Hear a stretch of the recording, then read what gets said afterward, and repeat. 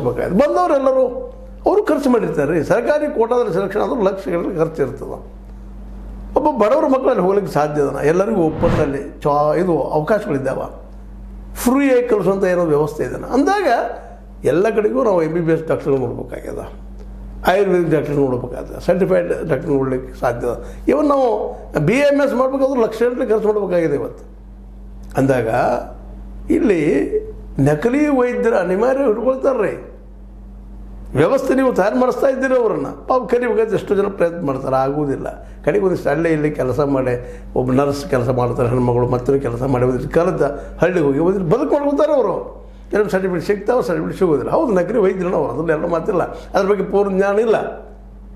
ಆದರೆ ಆ ಪೂರ್ಣ ಜ್ಞಾನ ತೊಗೊಳ್ಬೇಕಾದ್ರೆ ಅವಕಾಶ ಇಲ್ಲ. ಇದ್ರ ಬಗ್ಗೆ ಯಾಕೆ ಚಿಂತನೆ ಆಗ್ತಾರಲ್ಲ ದಿನೇಶ್ ಗುಂಡೂರಾವ್ರಿಗೆ, ಸಿದ್ದರಾಮಯ್ಯನವ್ರಿಗೆ, ನಮ್ಮ ಮೋದಿಯವ್ರಿಗೆ. ಯಾಕಂದ್ರೆ ಪ್ರತಿಯೊಬ್ಬರಿಗೂ ಇವತ್ತು ಆರೋಗ್ಯದ ಭಾಳ ಕಾಟದ ರೀ.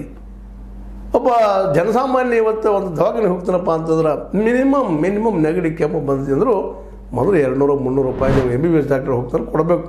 500 ಮಾಡಿದ್ರೆ ಒಳಗೆ ಹೋದ ಮತ್ತೊಂದು ಬೇರೆ ರೀ. ಎಲ್ಲ ಟೆಸ್ಟ್, ಬ್ಲಡ್ ಟೆಸ್ಟು, ಆ ಟೆಸ್ಟು, ಈ ಟೆಸ್ಟು, ಪಾಪ ಅವರು ಹರಿತಾರೆ. ಪಾಪ ಅವ್ರು ತಪ್ಪಂತ ಏನಲ್ಲ, ಅವ್ರು ಖರ್ಚು ಮಾಡಿರ್ತಾರೆ, ತೆಗಿತಿರ್ತಾರೆ.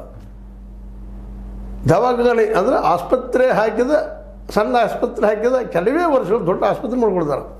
ದೊಡ್ಡದು ನಾವು ಊಹಿಸಲಿಕ್ಕೆ ಸಾಧ್ಯ ಇಲ್ಲ. ಅಂದಾಗ ದೊಡ್ಡ ಬಂಡವಾಳ ಎಲ್ಲಿದು ಬಂದು ಮತ್ತು ಬಂಡವಾಳಿಗರಿಗೆ ಮಾತ್ರ ಇವತ್ತು MBBS ಆಗಲಿ ಮತ್ತೇನೋ ಆಗಲಿ BAMS ಬಂಡವಾಳಿಗೆ ಮಾತ್ರ ಸಾಧ್ಯ. ಬಡ ಕೂಲಿಕಾರನ ಮಕ್ಕಳಿಗೆ ಇವತ್ತು ಕಲೀಲಿಕ್ಕೆ ಸಾಧ್ಯ ಇಲ್ಲ. ಅಂಥವ್ರ ಮಕ್ಕಳು ಪಾಪ ಯಾವುದೋ ಒಂದು ಡಾಕ್ಟರ್